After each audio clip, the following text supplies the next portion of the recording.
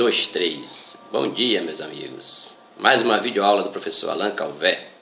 Na verdade, nós vamos dar continuidade ao aulão de ontem, onde nós comentamos algumas questões que eu tinha separado para vocês.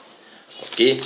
Então, me lembro bem que nós paramos quando falávamos de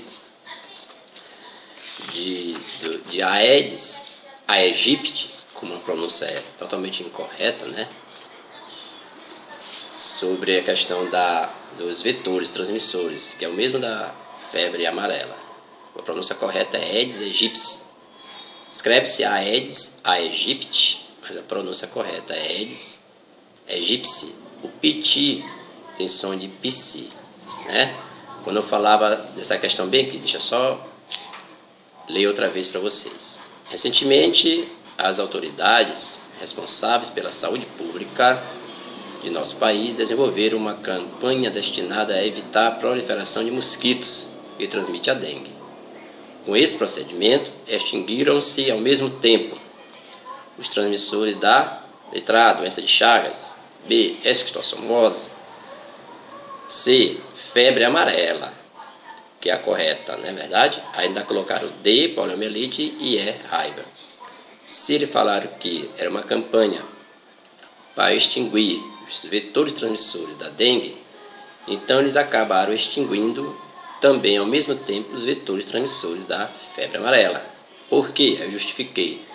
Porque o vetor transmissor é o mesmo, é a mesma espécie, mosquito Aedes aegypti, né? Aí eu fui no comentário da questão e disse o seguinte: a febre amarela e a dengue são doenças causadas por vírus, são vírus diferentes, mas o vetor transmissor é o mesmo, mas que são transmitidas às pessoas pelo mesmo mosquito, o Aedes aegypti. Esse mosquito se reproduz na água parada, como lagos, poças de água ou na água contida em garrafas, vasos, pneus velhos jogados em quintais, essas questões que todo mundo já conhece. E chamava a atenção que é uma questão de saúde pública, assim como as outras doenças que eu falava anteriormente, como a esquistossomose, comentei também aqui, e falei numa videoaula bem anterior sobre uma zoonose, que é a leishmaniose, que também é uma doença de saúde pública muito evidente nas cidades, sobre a questão dos cães errantes, da população de cães que vem cada vez mais aumentando. Então, muita atenção para a questão de saúde pública nos vestibulares, no Enem, que sempre tem alguma coisa relacionada, ok? Vamos aqui mais uma questão. Vamos aqui citar aqui o estado. Não falei que ia ter uma de Minas, né? Minas Gerais, a PUC lá de Minas. O que ela diz aqui? A maioria dos morcegos que vemos voando durante a noite, morcegos, na cidade é completamente inofensivo ao homem. São morcegos frugívoros, se alimentam de frutas. Aqueles que são nectívoros, né? Ou seja, se alimentam de néctar das flores. No entanto, no meio rural, ocorrem morcegos vampiros, atraídos pela existência de bois, vacas e cavalos, mamíferos. Eles são, na verdade, hematófagos, né? Se alimentam do sangue desses animais. Animais de sangue quente, os mamíferos, né? Atraídos pela existência desses animais, né? Bois, vacas e cavalos, os quais sugam o sangue, hematófagos. Eventualmente, esses morcegos podem sugar sangue do homem. Aí vem o ciclo da doença. Mais uma zoonose aí. Nós estamos falando aqui da raiva, quem já percebeu. Tal fato é preocupante, pois os morcegos hematófagos são conhecidamente transmissores de uma doença virótica e fatal, se não tratada a tempo. Nós estamos falando de uma doença que aí tem as alternativas às doenças, já até comentei a questão, né? Então essa doença, além de ser virótica, ela é uma zoonose. Por que zoonose? Porque envolve tanto o homem quanto o animal, dentro do seu ciclo de transmissão. Mas vamos nas alternativas. A doença, a qual o texto se refere, é letra A, cachumba. Cachumba é viral, mas não é uma zoonose. E não tem nada a ver com o contexto do enunciado. B, hepatite, também não. C, rubéola. D, raiva. E letra E, sarampo, que também é viral. Mas aqui a alternativa correta é raiva. Esses morcegos, gente, na verdade, eles se alimentam do sangue dos animais e também dos, tipo assim, as pessoas dos tratadores que estão ali convivendo com os animais no dia a dia, então eles podem estar correndo esse risco aí, né? Então, nem todo morcego é hematófago, certo? Está falando aqui de regiões rurais, onde a pecuária lá, a criação desses animais aí, na zootecnia, né? Que é uma das áreas muito bacanas aí da veterinária. Também hoje é um curso superior zootecnia, trabalha com técnicas de criação de animais, onde você vai abordar diversas culturas, né? Tipo bovinocultura, você vai tratar de bovinos, suinocultura, de porcos, suínos, né? Porcos, apicultura, abelha, cunicultura. Cunicultura, o que seria isso? A zootecnia trata de cunicultura também, criação de coelhos, caprinocultura, criação de cabras e ovinos, né? Ovinocultura ou caprinocultura, piscicultura. Então são várias culturas, várias áreas dentro da zootecnia. É muito apaixonante também o curso, né? Eu sou suspeito em falar que eu fiz veterinária e também gosto demais de biologia, né? Então eu sou suspeito em falar. Mas é um curso bem bacana, certo? Mas vamos comentar a questão aqui, que o material traz. Bom, a raiva é causada por vírus. Novidade. É o rabinovírus, todo mundo sabe disso, né? Eu creio o rabinovírus. Transmitido aos seres humanos, geralmente pela mordedura e saliva de cães e gatos infectados. O detalhe é o seguinte, ó. Muita gente pensa que o cão, geralmente, que é o mais falado, que é o transmissor, a mordida, né, do cão, do transmissor do vírus, do rabinovírus, do vírus da raiva. Raiva também é chamada de hidrofobia. Aí, na verdade, o vírus, ele tem umas predileções. Na verdade, ele gosta de ser encontrado mais na saliva. Então, claro que toda mordida é acompanhada da saliva. E, geralmente, vou fazer um comentário aqui que eu tenho uma experiência relacionada à área de zoonose. Todo mundo já sabe disso. Geralmente, o cão, quando ele está suspeito, ele realmente já está com a virose, embora não tenha feito ainda o diagnóstico, os exames, ele tem o excesso de salivação, certo? Isso a gente chama de cialorreia, o excesso de saliva, porque na verdade ele tem dificuldade em engolir. O nome da doença é hidrofobia. Hidroágua, fobia é aversão à água, então ele não consegue beber água, engolir a água, porque as cordas vocais ficam paralisadas aqui, a musculatura daqui da região aqui da traqueia, ele dói, fica dolorido. Então, ele, na verdade, ele não consegue engolir engolir, tomar água direito e engolir. Na verdade, a gente acaba deglutindo nossa saliva. Então, se você não faz isso, o excesso de saliva aparece tranquilamente. Então, fala que o animal está babando, na verdade. É cialorreia, é o excesso de saliva. E esse vírus, ele tem essa predileção pela saliva. Então, quando o cão suspeito de raiva morde, ele pode transmitir pela mordedura, mas junto com a saliva onde o vírus está, aí se dá a transmissão. É por aí, mais ou menos. Não é pela unha do cachorro, pela mordida, simplesmente tem que ter a saliva do cão, né? Geralmente os cães. O detalhe é o seguinte. Quando, porventura, o animal teve um acidente com o animal, na rua, ou outro lugar, o animal te mordeu, certo? Quando o animal te morde, você simplesmente vai fazer o quê? Você não sabe se o animal é vacinado, você simplesmente vai ter que deixar esse animal, procurar quem é o proprietário dele, ou tentar isolar esse animal, deixar em observação. Por quê? A gente chama isso de quarentena. O animal fica em observação durante 10, 15 dias. Se ele tiver uma mudança no seu comportamento, você tem que passar para uma outra etapa, fazer os exames desse animal. Esse animal, na verdade, ele procura saber o histórico dele, se já foi vacinado. É preocupante. Mas a medida emergencial depois de uma mordida de um animal, que você não sabe se é vacinado, é você se vacinar.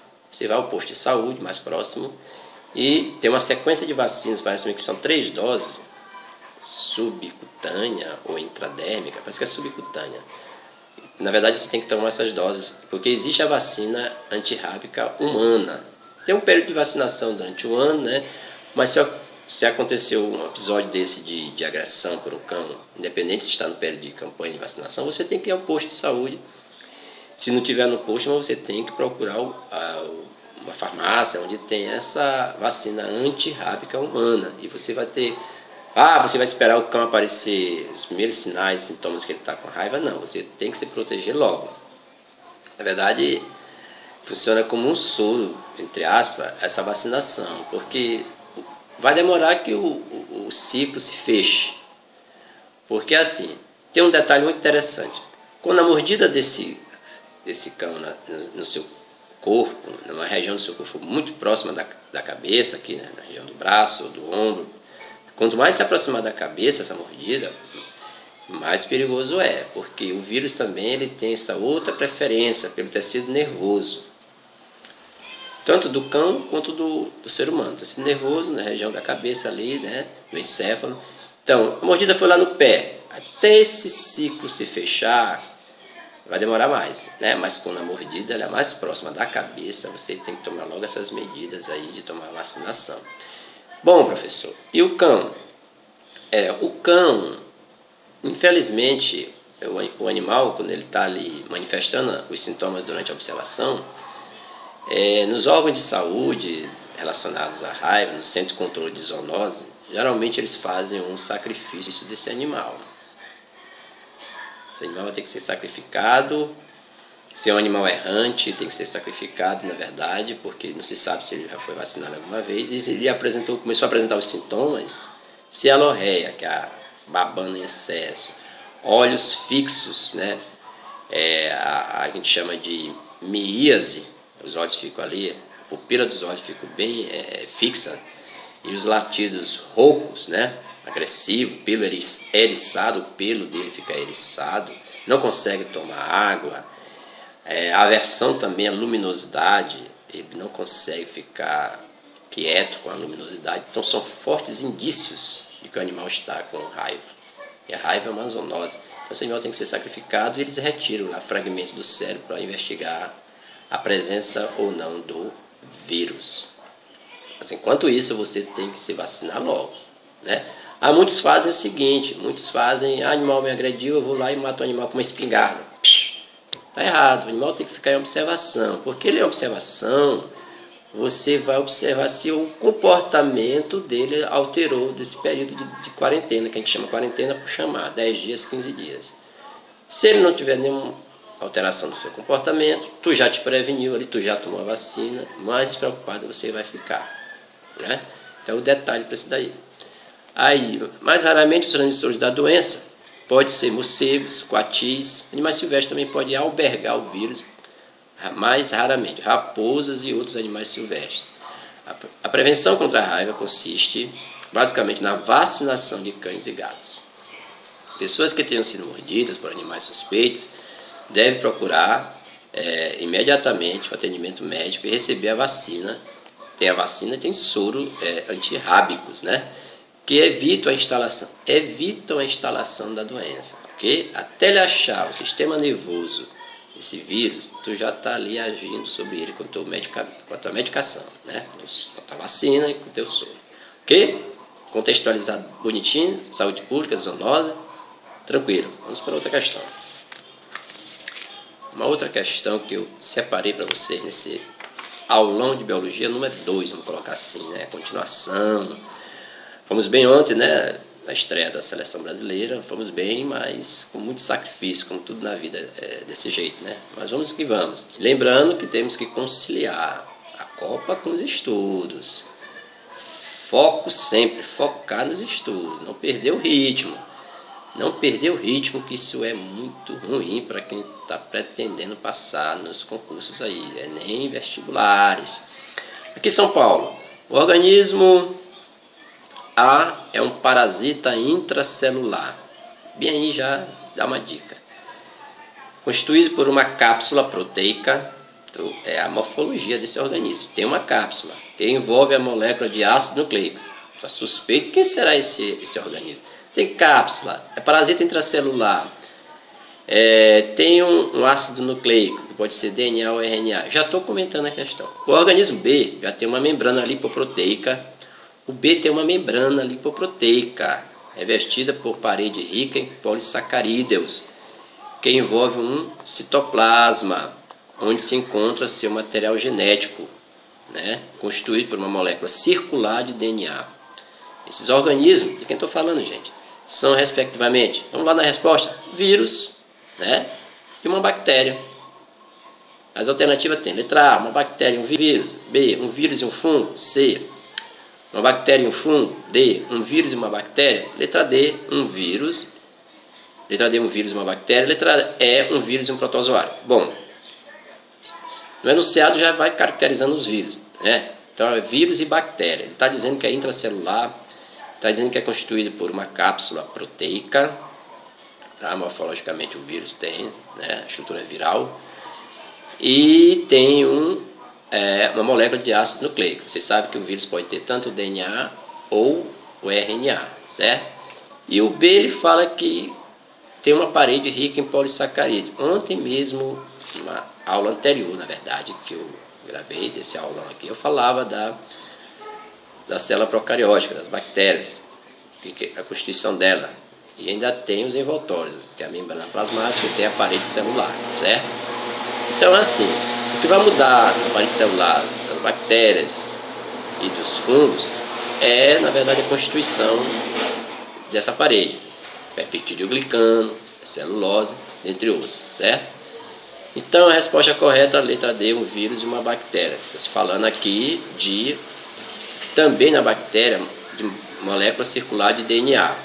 Molécula circular de DNA o DNA circular, na verdade, ele serve para a reprodução das bactérias, por conjugação, certo? Conjugação. Então, a resposta certa, a letra D, um vírus e uma bactéria. Kiarazinha, vem aqui, minha filhinha, que tudo é ao vivo, tranquilo. Kiara, faz favor, minha filha. Kiara, faz favor, minha filha, vem aqui.